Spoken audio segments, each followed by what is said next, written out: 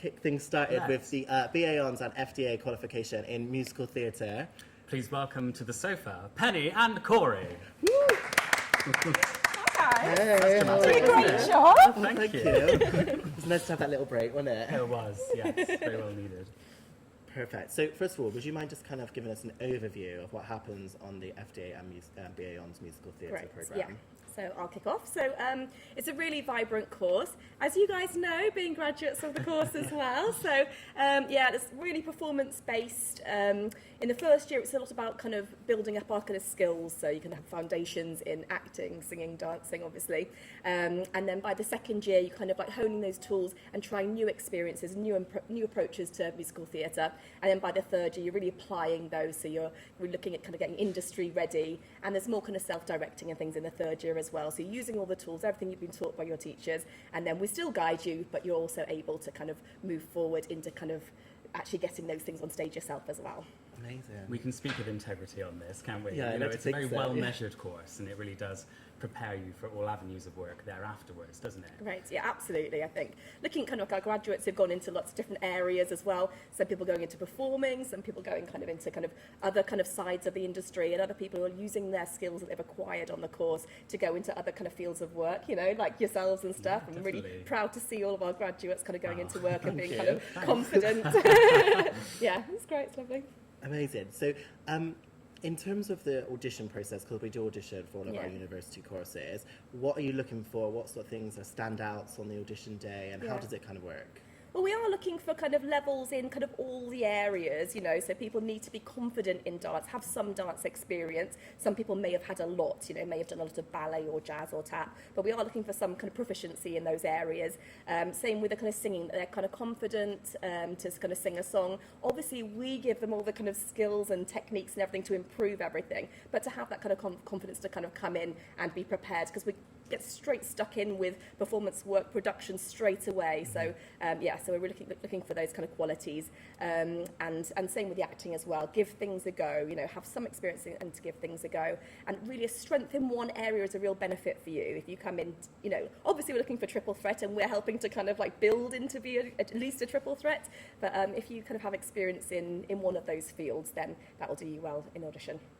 Perfect, amazing. Perfect. And so basically what I got from that as well is that they did sort of level 3 sort of qualification in either like acting, maybe performing arts, or our musical theatre That would program really help you. help you. Yeah, absolutely. Move up Yeah, onto absolutely. degree Yeah, level. and we have a lot of people progressing, as you know, from level 3 on the courses here, who progress onto the degree level as well, and they're kind of really ready for that step. Yeah. Definitely. And what kind of skills do you think this particular qualification gives the applicants or the students in question?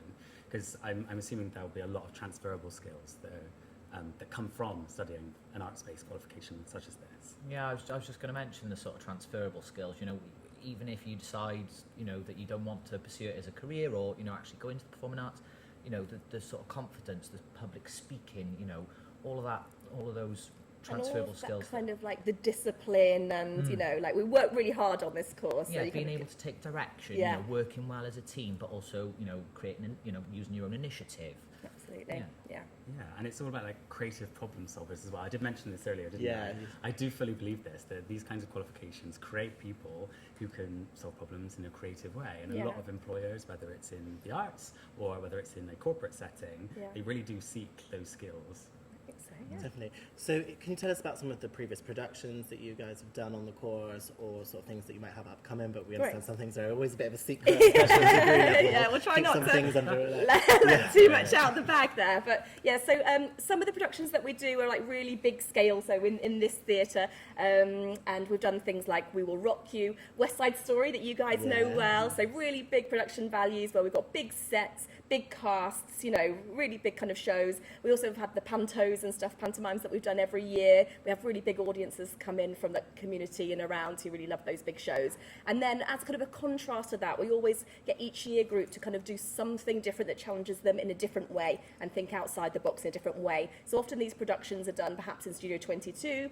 We've done things like Spring Awakening. We've done like things like Titanic, Cabaret. So things where we also direct it in a slightly different way as well. So maybe not in the conventional kind of approach, but we maybe turn things in the around or make things thrust, or we bring in a load of contemporary dance into something, or, you know, like we try and kind of do something in a different way, especially by the second year. So in the first year, we're kind of like laying down certain kind of skills, and we're kind of introducing classical musical theatre, contemporary concept, kind of introducing those ideas. And then by the second year, we try and shift round a little bit and offer something that will be a little bit more of a kind of challenge. And then some of the things we've got coming up. Can we talk about this those? year we've got some really exciting stuff. It's some of my favourite shows, actually. So in the first year, style studies, we're looking at Guys and Dolls for sort of the classic book, Rent for the more rock, and A Chorus Line as the concept musical.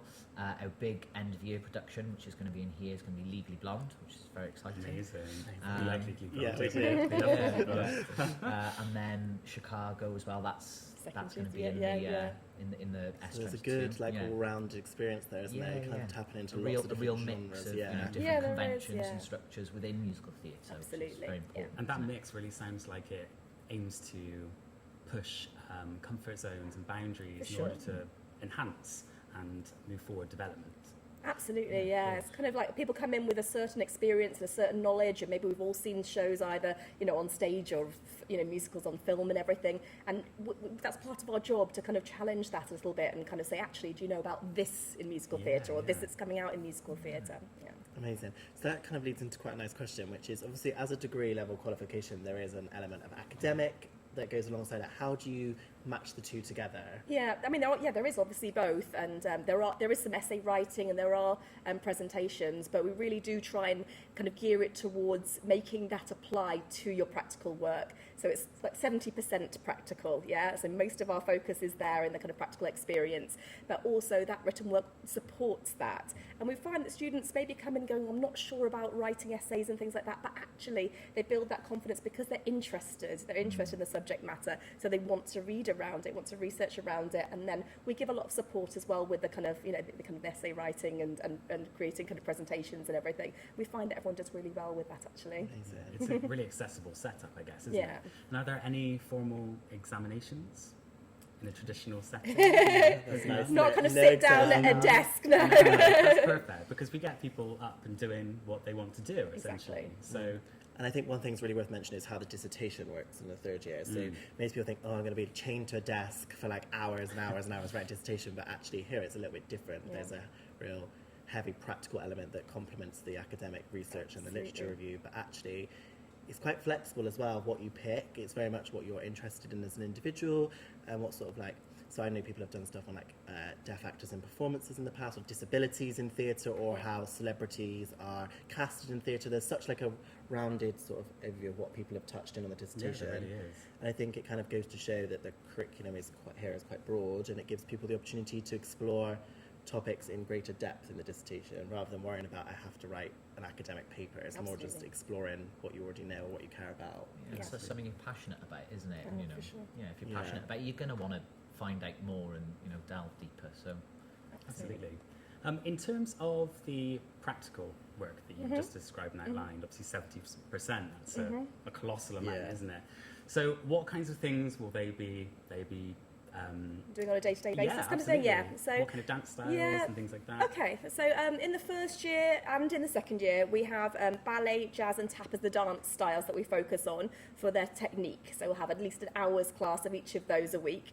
On top of that, we also have dance theatre styles. So we're looking at different styles of dance that kind of are in different musical theatres throughout the kind of genres and stuff. So if we're doing classical musical, we might look at something like Charleston dance, or we might look at waltz dancing, you know, with partner dancing and things like that. And if we're looking at something more modern or more contemporary, we might look at kind of how hip-hop dance, or, you know, kind of other styles, world styles as well, something I really enjoy doing, bringing things like kind of salsa and Latin influences into musical theatre as well. So yeah, so we do quite a lot of dance styles, so we cover quite a lot there. And we make that kind of applicable to the shows as well. We look at what shows are coming up and we try and give sessions in those. And obviously you've got your acting classes, voice classes, singing lessons, small groups, bigger groups as well. Would you like to talk anything about the acting or the singing? yeah, so especially, you know, voice, sort of tying in with, you know, with the dance, and, you know, really making sure we're connecting voice to the body, and, you know, vocal health, and, you know, being able to give you these tools that, you know, you can then take with you further into whatever route you decide to, you know, follow, whether it's performing or, Yeah. you know, in a more corporate setting like we discussed earlier with the transferable skills. It's giving you that toolkit that you can then take on, you know, public speaking. You know, you don't have to use those voice lessons for acting or singing. You know, it's public speaking or being able to just stand up in front of friends and family and be confident to use your voice. And, Yeah. And we really see people find a voice as well through both voice classes and their singing classes. Like some people come in without really that much confidence and actually saying, oh, I'm this type of singer or I'm that type of performer, and actually change over the years. And that's really, really rewarding because it's so easy, isn't it, for us to get stuck in a bit of a box and going, oh, I'm one of these, but actually to kind of open your horizons and find themselves as an individual and, Yeah. and as a performer as Yeah, well. definitely. Amazing. So for me, I think another question that I think always people have is, what do we do in the sort of second move into third year about preparation for what's next? What sort of things do we do to accommodate people's transitions into the industry? Is there a showcase? Do we work with agents? Those types of things. Yeah, so we do showcase work, and we kind of like to get people kind of ready in their second year. People starting to get used to performing solo, and we're also now starting to kind of do more kind of show reels and kind of performing to camera and stuff like that as well. It's a great skill to have. especially at the moment, isn't it? You know, with everything that's going on, Exactly. you know, you can't have as much live theatre as we'd all like. So Yeah. those sort of self-tape camera skills, all that sort of stuff is Really useful. really useful right now. Yeah, and then we have a showcase. We have another showcase as well in the third year as well, which kind of gets this industry ready, gets us kind of ready to kind of perform to agents or to other industry professionals, and we're even looking at doing that in different ways this year as well. So we're really excited about. Amazing. how to It do sounds that. like an exciting but challenging year ahead. Oh, for I'm sure. it's gonna Yeah. be great. Yeah, definitely. I have another question. Go for it. In terms of experiences that run alongside the course, are there any, and are there ones that perhaps maybe take our students outside of the local vicinity? Yeah, we have some great trips, don't we? Do you Yeah, want trips to and workshops, talk you know. So, about the- yeah. so there's a trip to New York that happens sort of every year. I mean, you know, current circumstances, maybe not this year, but a New York trip every year that's Yeah. subsidised in For the the first first year, years, but yeah. it is still open to the second and third years as well. When I was a student here, I went every year. I went 3 years in a row, saw some amazing shows on Broadway. Yes, You know, wonderful. It's like, how many shows can you fit into a week? Yeah. I've Can we got- get 9 in? I've got all the playbills, I can prove it, I saw them all. Sort of trips to London, see stuff, as well as touring, you know, when, you know, big shows come to Bristol and the, you know, local areas. And then workshops, you know, getting people in. Adam's Family is a workshop, Mamma Mia, Madagascar, Book of Mormon. There's so many in there. So And I many, think so also many. it's like how many alumni come back that are now in like professional shows. They might have been overseas on a cruise ship. They might be Yeah. performing in like destinations around the world, or it could be West End. It could be Torrance. There's lots of stuff that happens in Cardiff because we're really close to the like amazing kind of arts and culture scene that happens in Absolutely, Cardiff yeah. as well as in Bristol. And I think Bristol as a whole has quite a vibrant cultural scene, whether there's the sort of like even in a weekend stuff that happens, like there's so much dance-based stuff in Bristol, especially Loads, at the yeah, moment. yeah. Penny's really involved in that. And then there's like just so many opportunities, I think, for all our students. And again, like the technical theatre students earlier on, I said, you just see them everywhere, like students just pop up and you don't expect them to be part of that. And then you're like, oh, hello. Didn't know you were part of this. So I think just by being in Bristol is such an like advantageous in itself, because it's like an hour and 5 minutes on the train now to London. I did it the other day. That quick, is That it? quick now. Wow. If you get the right one from Parkway to Bristol, you can get an hour and 5. So I think, you know, you've got the best of both worlds, being in like a really vibrant liberal completely city, agree. and then being able to nip to London to see all the big shows. I think it's just Yeah, really well connected, yeah. well connected. Do you have anything else for Penny or Corey? How are you finding the current landscape in terms of delivery of Yeah. the course? Well, we're having to make a lot of changes, you know, some challenges, but also there's some opportunities there to be had. So, you know, and it's also good as teachers to kind of readdress how you deliver and to kind of, you know, question things and actually make kind of improvements. And I've had really nice kind of sessions working quite well with the students where I can, you know, actually I'm learning from their experience and they're learning from my experience as well. So there are kind of growth opportunities too. And we've been managing doing blended learning, you know, doing some things online and some things in person. And everyone's really good at keeping distance. Obviously, we teach distancing and we teach spacing in all of our sessions. So that's not a problem in our It's a big tick in art the box, lessons. isn't it, Yeah, basically? exactly. Everyone knows how to spread out in the first few weeks anyway, so they're ahead. Yeah. Amazing. Well, thank you so much for taking your time on a Saturday to come in and Guys, speak to us. and well done, you're doing such a great job. Thanks. Thank you very much. But yeah, thank you so much, and thank you for all the phone calls and virtual sessions you've run today for all the applicants. We really appreciate it.